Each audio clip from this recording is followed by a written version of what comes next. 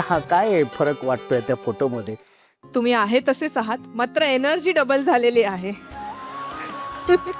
अरे thank you so much. नाही ही सगळी स्वामींची कृपा आहे ताई. बरं आता काय सांगशील तू तुझ्या माहेरबद्दल? माहेरी म्हटलं तर मला माझी आई, बाबा आणि भाऊ आठवतात. कुणालाही मी असं एकच स्थान नाही देऊ शकत. ते माझ्या कायम पाठीमागे उभे राहिलेत. आणि माहेरी आईची जास्त हे होती की तिने मला पुढे पाठवलं या सगळ्यामध्ये.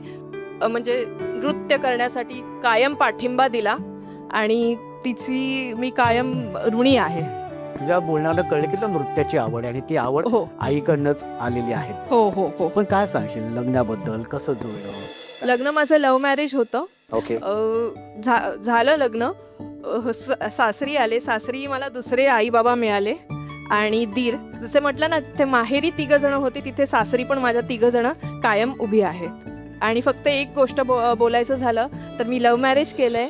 त्याच्यामुळे मी माझ्या आईबाबांचं माफी मागते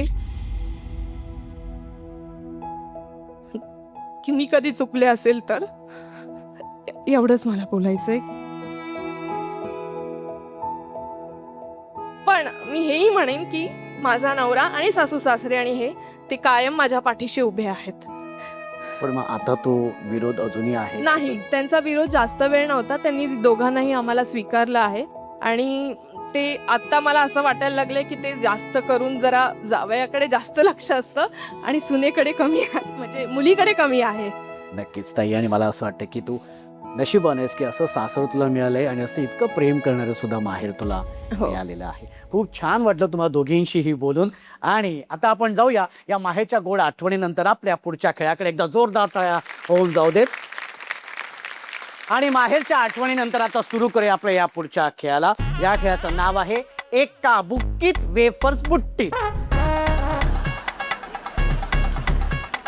हा खेळ कसा खेळायचा मी तुम्हाला सांगतो. तुमच्यासमोर पेपर कप आहेत. ओके.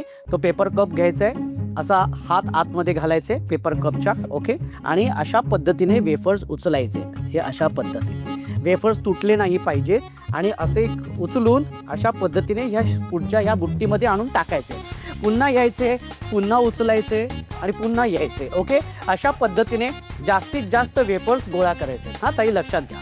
आणि उचलताना ते वेफर्स तुटले तर ते ग्राह्य धरणार नाही. तुटलेले वेफर्स मोजणार नाही. त्याच्यामुळे व्यवस्थितच वेफर्स अख्खाच्या अख्खा वेफर्सचा तुकडा त्याच्यात पडला पाहिजे.